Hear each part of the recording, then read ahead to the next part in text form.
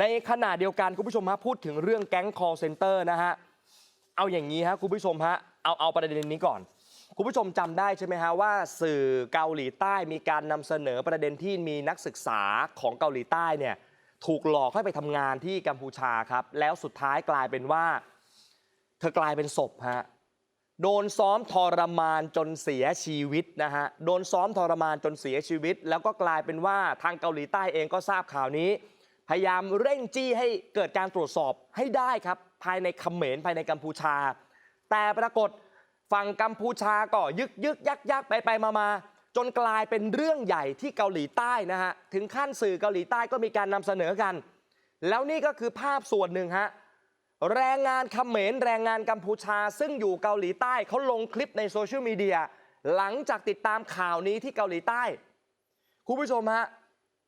ข่าวเขาโอ้โหเรียกว่ากระพือสนั่นเลยทีเดียวดูคลิปนี้หน่อยนะฮะซึ่งคนเขมรดูข่าวนี้ที่เกาหลีใต้ฮะที่เขากำลังนำเสนอกันอยู่เขาว่ายังไงลองชมดูนะครับ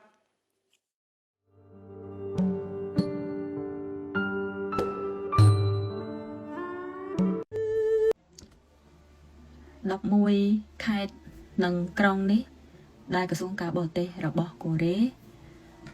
បានបំរាមមិនឲ្យជនជាតិកូរ៉េទៅលេងរយៈពេលពីថ្ងៃនេះរហូតដល់90ថ្ងៃក្រោយ